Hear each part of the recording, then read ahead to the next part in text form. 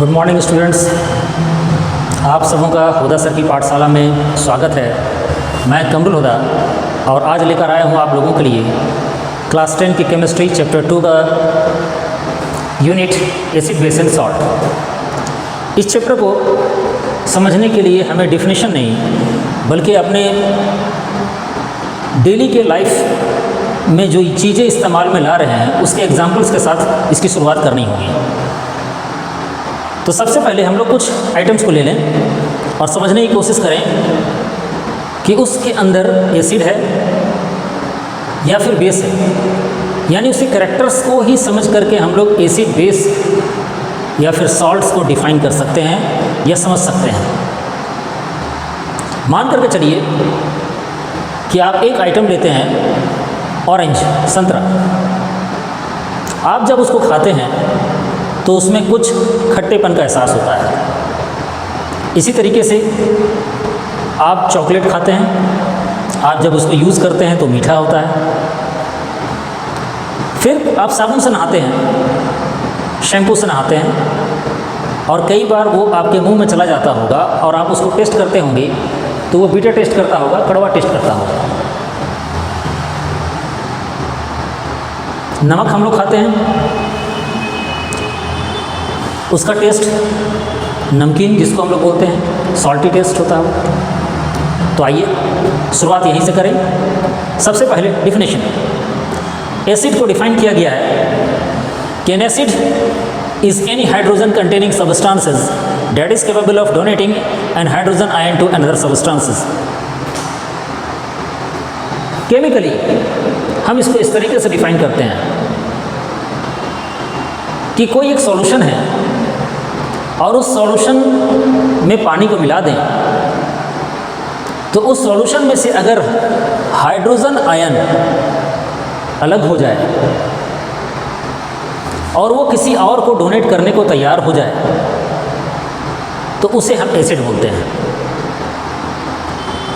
इसी तरीके से अगर बेस को देखें केमिकली तो हम ये पाएंगे कि अगर इसी तरह का सॉल्यूशन जो कि हाइड्रोजन आयन नहीं बल्कि OH हाइड्रोक्साइड आयन रिलीज करता हो और वो एसिड से जो हाइड्रोजन आयन डोनेट किया गया है उसको एक्सेप्ट करने के कैपेबल हो, यानी एक्सेप्ट कर लेता हो, तो वो बेस है।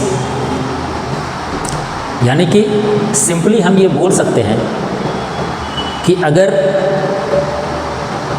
एक इलेक्ट्रॉन डोनेट जो किया जाता है वो हाइड्रोजन प्लस आयन हो और उस इलेक्ट्रॉन को जो एक्सेप्ट करेगा और वो जो आयन क्रिएट करेगा वो OH माइनस आयन हो, तो पहले वाला एसिड है और दूसरे वाला बेस है। लेकिन अभी भी थोड़ा सा कन्फ्यूज़न है, तो आइए दोनों की प्रॉपर्टीज़ को देख लें ताकि हम क्लियर समझ सकें कि किसे एसिड बोलेंगे और किसे बेस बोलेंगे। तो सबसे पहले आइए देखें कि अगर टेस्ट करना हो और टेस्ट करके पता करना हो, वैसे ये रिकमेंडेड नहीं है। कई बार एसिड जो है बहुत ख़तरनाक होते हैं हमारे सेहत के लिए और हमें नुकसान पहुंचा सकते हैं, इसलिए रिकमेंड नहीं किया जाता है। लेकिन समझने के लिए और डिस्टिंग्विश करने के लिए, डिफ्रेंशिएट करने के लिए, दोनों के बीच का डिफ्रेंशिएशन को जानने के लिए हम अगर टेस्ट करेंगे तो एसिड का टेस्ट जो होगा वो सार होगा, ठीक है, वो खट्टापन। दूसरा, लिटमस पेपर। अगर लिटमस पेपर जो कि वेट कंडीशन में भीगा हुआ हो उसको हम डिप करें तो लिटमस पेपर ब्लू अपना कलर को चेंज करके रेड में कन्वर्ट कर दे तो वो एसिड है। वैसे यहाँ पर एक क्वेश्चन आता है और ये पहले भी पूछा गया है कि अगर वो गैस हो एसिड का, जैसे कि HCl लिक्विड है लेकिन HCl का अगर गैस हो तो क्या लिटमस पेपर पर एक्शन करेगा, वो उसे कलर को चेंज करेगा? तो नहीं। इसलिए पहले बताया कि वो गीला होना चाहिए, वेट होना चाहिए। तीसरा, जैसा कि पहले बताया कि एक्वस सॉल्यूशन में वो H+ आयन देने के कैपेबल हो, यानी पानी में डालने के साथ ही वो हाइड्रोजन प्लस आयन रिलीज कर देता है। चौथा, मेटल्स को ये कोराइड कर दे, खराब कर दे। तो ये सारी प्रॉपर्टीज़ हैं जिसके ज़रिए हम समझ सकते हैं कि वो एसिड होगा। अब नेचुरली एसिड होगा, लेकिन उसकी स्ट्रेंथ क्या होगी? तो स्ट्रेंथ वाइज अगर हम लोग देखें तो एसिड को स्ट्रॉन्ग एसिड और वीक एसिड में डिफ्रेंशिएट कर सकते हैं। यानी स्ट्रॉन्ग एसिड वैसी एसिड होती हैं जो कि कंप्लीटली एक्वस सॉल्यूशन के अंदर डिसएसोसिएट हो जाती है, अलग हो जाती है, और वो हाइड्रोजन आयन ज़्यादा रिलीज करती है। और उसका एग्जाम्पल है आपके पास हाइड्रोक्लोरिक एसिड और सल्फ्यूरिक एसिड। ये दोनों बहुत स्ट्रॉन्ग एसिड है। इसी तरीके से अगर वीक एसिड की बात करें तो एक्वस सॉल्यूशन के अंदर अगर वो कंप्लीटली डिसएसोसिएट नहीं होता है और बहुत कम हाइड्रोजन आयन रिलीज कर पाता है तो उसे वीक एसिड बोलते हैं। कई वीक एसिड हम लोग खाने में भी यूटिलाइज करते हैं, जैसे कि एसिटिक एसिड है, संतरा या फिर नींबू में सिट्रिक एसिड पाया जाता है। यहाँ पर देखें फॉर्मिक एसिड और एसिटिक एसिड, ये दोनों वीक एसिड हैं। अब आइए इसी के कॉन्ट्रास्ट में बेस को समझ लें। तो अगर एसिड आपको समझ में आ गया तो बेस भी आपको उसी तरीके से और उसी डिफ्रेंशिएशन से, इसको लिखने का मकसद ये था कि आप यहाँ पर दोनों को आसानी से डिस्टिंग्विश भी कर पाएँ और दोनों को समझ भी पाएँ। तो बेस को समझिए। बेस वो सबस्टांसेस हैं जो कि कैपेबल है हाइड्रोजन आयन जो कि एसिड फॉर्म करता है उसको एक्सेप्ट करने के लिए। तो हमको मालूम है कि हाइड्रोजन जो है वो आयन डोनेट करता है, तो बेस हमेशा एक्सेप्ट करेगा। टेस्ट के फॉर्म में देख लें तो अगर बेस को टेस्ट करेंगे हम लोग तो बिटरनेस वाली टेस्ट आएगी, थोड़ा सा तीता टेस्ट आएगा। सबसे बेहतरीन एग्जांपल इसका साबुन है जो हम घर में इस्तेमाल में लाते हैं, डिटर्जेंट पाउडर है। इसी तरीके से अगर लिटमस पेपर को हम लोग टेस्ट करें तो ये रेड लिटमस को ब्लू में कन्वर्ट कर देता है। एसिड क्या करता था? एसिड जो है ब्लू लिटमस को रेड में कन्वर्ट करता था, ये रेड लिटमस को ब्लू में कन्वर्ट करेगा। याद रखने के लिए B for base, B for blue, confusion नहीं होगा। इसी तरीके से वो OH minus ion aqueous solution के अंदर रिलीज करेंगे।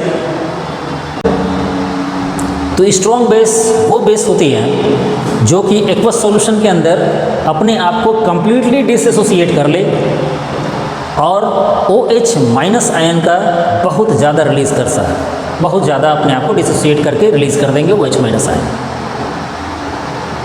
और वीक बेस की अगर बात करें तो अपने आप को वो कंप्लीटली डिसोसिएट एक्वस सॉल्यूशन के अंदर नहीं कर पाती है, इस वजह से OH आयन का फॉर्मेशन बहुत कम होता है। एग्जाम्पल हम लोग ले लें तो सोडियम हाइड्रोक्साइड NaOH, ये एक स्ट्रॉन्ग बेस है, जबकि अमोनिया NH3 ये एक वीक बेस है।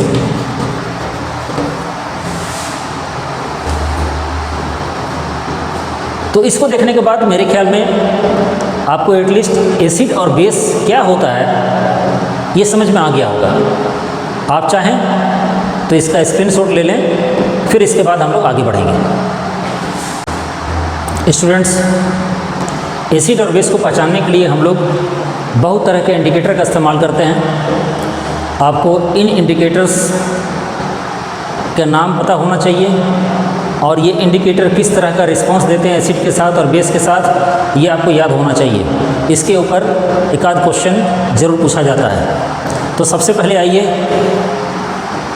हम लोग देखें नेचुरल इंडिकेटर के बारे में। जब बात करते हैं नेचुरल इंडिकेटर, इट मीन्स कि उस इंडिकेटर को नेचुरल प्रोसेस जैसे कि प्लांट्स से और या बाकी चीज़ों से एक्सट्रैक्ट किया गया है। तो सबसे पहले हम लोग देख लें लिटमस।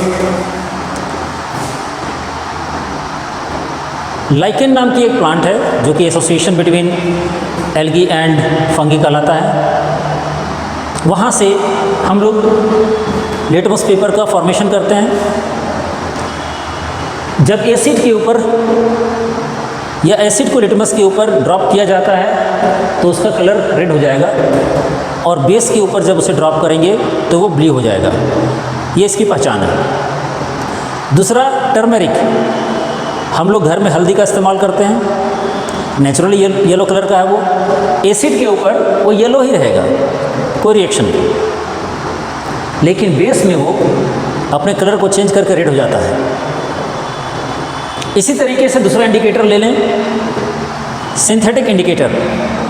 जैसा कि सिंथेटिक वर्ड से आप समझ में आ रहा होगा आपको कि केमिकल्स के जरिए हम उसका फॉर्मेशन करते हैं, वो नेचुरली नहीं पाए जाते हैं। सबसे पहले इसमें है methyl orange.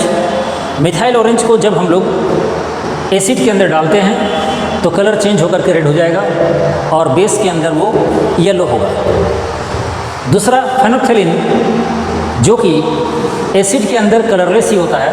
Phenolphthalein actually colourless ही है, और बेस के अंदर वो पर्पल या फिर पिंक कलर, लगभग वैसे उसी तरह कलर होता है, उसमें कन्वर्ट हो जाता है। तीसरा हम लोग लें ऑल्फैक्टरी इंडिकेटर्स, यानी स्मेल के जरिए सूंघ करके पता लगाने का। तो वेनिला एसेंस हम लोग यूज़ कर ला सकते हैं।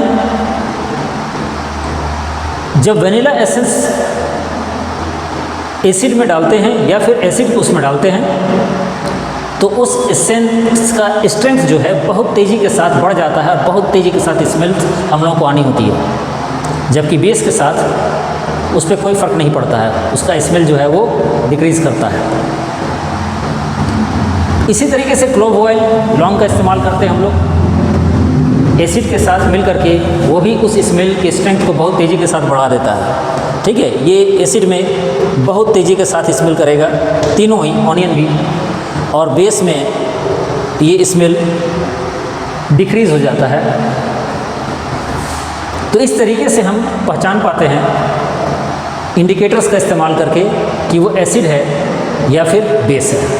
तो आप इसका स्क्रीनशॉट ले लें।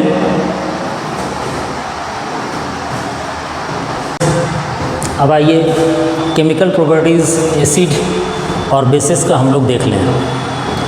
सबसे पहला केमिकल प्रॉपर्टीज़ है कि जब एसिड को हम लोग किसी मेटल के साथ रिएक्ट करवाते हैं तो सॉल्ट और हाइड्रोजन गैस का फॉर्मेशन होता है। इसी तरीके से जब बेस के साथ रिएक्ट करवाएंगे मेटल का तो रिजल्ट सेम आएगा, वहाँ भी सॉल्ट और हाइड्रोजन गैस का फॉर्मेशन होगा।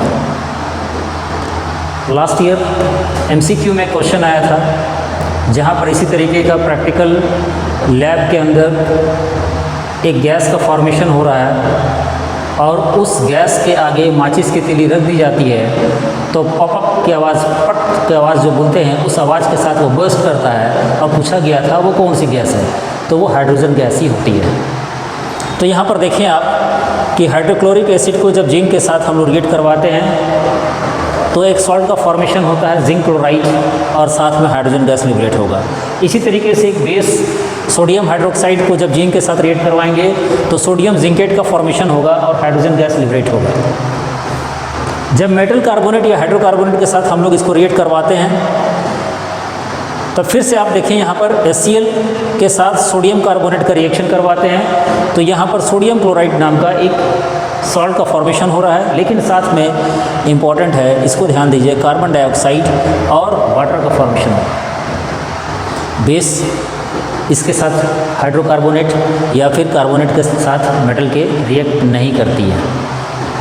यहाँ पर फिर से ध्यान दीजिए कि जब हम लोग मेटल के साथ एसिड का रिएक्शन करवाते हैं तो हाइड्रोजन गैस लिबरेट होगा, ये इंपॉर्टेंट है, और मेटल कार्बोनेट के साथ या हाइड्रोकार्बोनेट के साथ जब हम लोग रिएक्ट करवाएंगे तो कार्बन डाइऑक्साइड का फॉर्मेशन होगा। इस पर क्वेश्चंस पूछे जाते हैं। जब हम लोग एसिड और बेस को आपस में रिएक्ट करवा दें, जिसके बारे में हम लोग चैप्टर के लास्ट में पढ़ेंगे कि सॉल्ट्स का फॉर्मेशन होता है और उस सॉल्ट्स का यूटिलाइजेशन बहुत तरीके से हम लोग अपनी जो डे टू डे लाइफ है उसमें करते हैं। तो एसिड और बेस जब रिएक्ट करेंगे आपस में तो सॉल्ट का फॉर्मेशन होगा और वाटर रिलीज करेगा ये। तो यहाँ देख रहे हैं आप कि HCl का सोडियम हाइड्रोक्साइड के साथ रिएक्शन करवाने पर सोडियम क्लोराइड, जिसको हम लोग कॉमन सॉल्ट बोलते हैं या टेबल सॉल्ट बोलते हैं, जो नमक है जिसका इस्तेमाल हम लोग डेली बेसिस पर करते हैं, उसका फॉर्मेशन होता है और वाटर रिलीज करेगा ये। लेकिन यहाँ पर आपको बतलाते चलें कि सारे सॉल्ट्स हमारे लिए यूज़फुल नहीं हैं। जैसे कि ये सॉल्ट का फॉर्मेशन जिंक क्लोराइड है, और भी तरह की सॉल्ट्स बनती हैं, कॉपर क्लोराइड वगैरह है, वो हमारे लिए बहुत ही ज़्यादा हार्मफुल है। इसकी तरह से जब मेटेलिक ऑक्साइड के साथ एसिड का रिएक्शन करवाएंगे तो फिर से सॉल्ट का फॉर्मेशन होगा और वाटर लिबरेट करेगा, और नॉन मेटेलिक ऑक्साइड के साथ जब बेस का रिएक्शन करवाते हैं तो सॉल्ट का फॉर्मेशन होगा और वाटर ये लिबरेट करेगा। तो इसको ध्यान में रखेंगे, इसके ऊपर भी क्वेश्चंस पूछे जाते हैं। आप चाहें तो इसका स्क्रीनशॉट ले लें।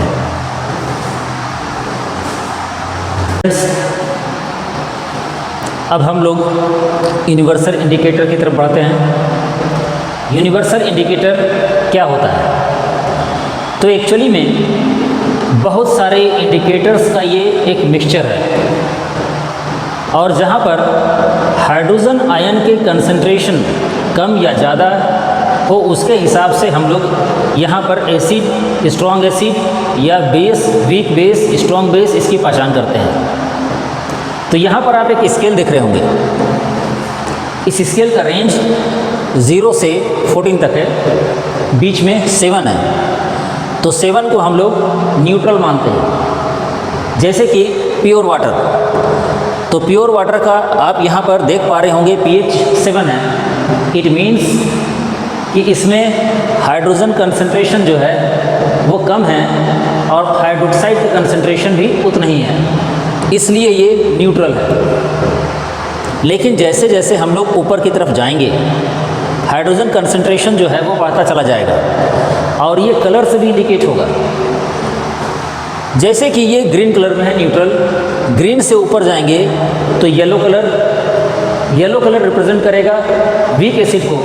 वैसे एसिड जिसके कि pH वैल्यू हम लोग यहाँ देख रहे हैं, जैसे विनेगर का 3 है, लेमन जूस 2 है, तो हम लोग इसको डेली लाइफ में यूटिलाइजेशन करते हैं इसका।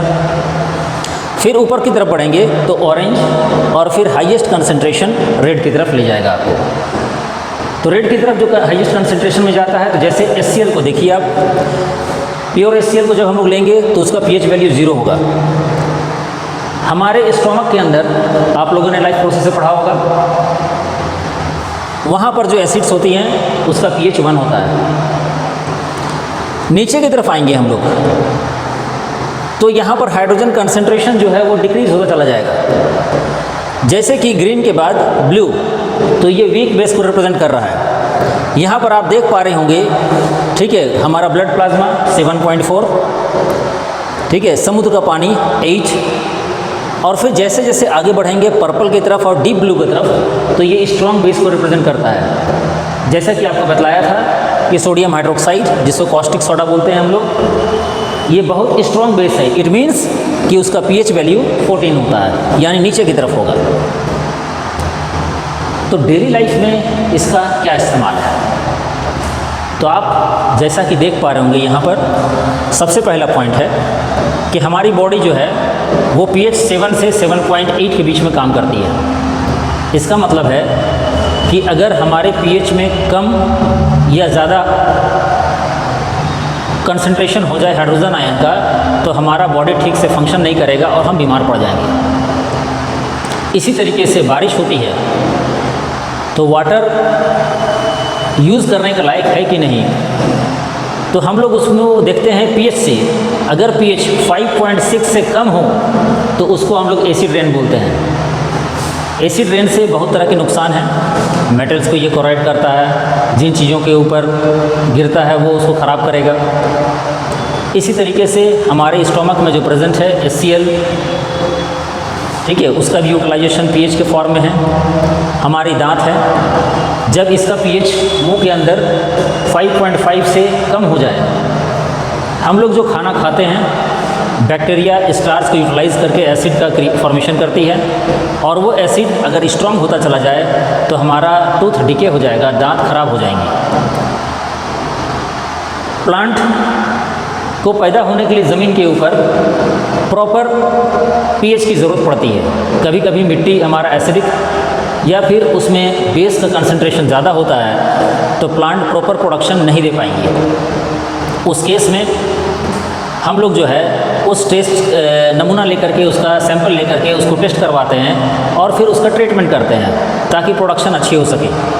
कुछ एनिमल्स और प्लांट्स सेल्फ डिफेंस में इसका इस्तेमाल करती है, जैसे कि आप यहाँ देख पा रहे होंगे मधुमक्खी, ठीक है, वो मिथेनोइक एसिड का इस्तेमाल करती है। जब हम लोगों को डंक मारती है तो हमारा चेहरा या फिर जिस बॉडी के हिस्से में डंक किया है वो सूज जाता है। इसी तरीके से नीडल लीफ जंगल में पाई जाने वाली एक प्लांट है, वो भी इसका इस्तेमाल करती है। चीटी, एंट जो है वो फॉर्मिक एसिड का इस्तेमाल करती है, हम लोगों को काटती है और उसमें जो जलन महसूस होता है हम लोगों को। तो जैसा कि अभी पढ़ा, हम लोगों को मालूम होना चाहिए कि एसिड का रिएक्शन बेस के साथ करवाने पर वो न्यूट्रलाइज हो जाता है। हम लोगों ने अभी थोड़ी देर पहले न्यूट्रलाइजेशन रिएक्शन देखा था। तो इसी तरीके से बेस बेकिंग सोडा का इस्तेमाल जब हम लोग करते हैं, ठीक है, हनी बी या नीडल लीफ या फिर एंट के डंक के ऊपर, तो वो उसके एसिड के कंसंट्रेशन को, उसके इफ़ेक्ट को कमज़ोर कर देता है और इस तरीके से हमें रिलीफ मिलती है। तो आप चाहें तो इसका स्क्रीनशॉट ले सकते हैं और आपको अगर हमारा चैनल पसंद आ रहा हो तो इसको सब्सक्राइब करें, लोगों को बतलाएं और लाइक करें।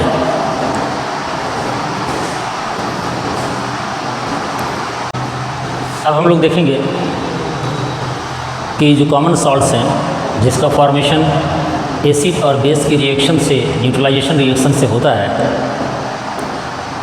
केमिकल्स के फॉर्म में कैसे इसका इस्तेमाल करते हैं। इन सॉल्ट से केमिकल्स को निकालते हैं। हम लोगों को 5 अलग अलग तरह के केमिकल्स के बारे में पढ़ना है जिसका utilisation day to day basis पर हम लोग करते हैं या इंडस्ट्रीज़ में होती है। पहला है उसमें सोडियम हाइड्रोक्साइड NaOH। तो हम लोग देखते हैं कि जब इलेक्ट्रिसिटी को कॉस्टिक सोडा के एक्वस सॉल्यूशन से पास करवाते हैं तो सोडियम हाइड्रोक्साइड का फॉर्मेशन होता है। क्लास 9 में हम लोगों ने इलेक्ट्रोलिसिस का प्रोसेस पढ़ा था, एनोड और कैथोड रोड्स को डाल करके और किस तरीके से आयन्स को अलग अलग करते हैं, प्लस अलग हो जाता है और माइनस आयन अलग हो जाता है। तो वही काम यहाँ पर हम लोगों को करना है। तो हम लोग यहाँ देख पा रहे हैं कि कॉस्टिक सोडा NaCl वाटर के प्रेजेंस में जब इलेक्ट्रिसिटी पास करवाते हैं तो किस तरीके से सोडियम हाइड्रोक्साइड का फॉर्मेशन होगा। इसका यूटिलाइजेशन क्या है, तो डे टू डे बेसिस पर हम लोग जो साबुन, डिटर्जेंट पाउडर, शैम्पूज़ का इस्तेमाल करते हैं उसको बनाने में इसका इस्तेमाल किया जाता है। पेपर इंडस्ट्री में इसका इस्तेमाल किया जाता है।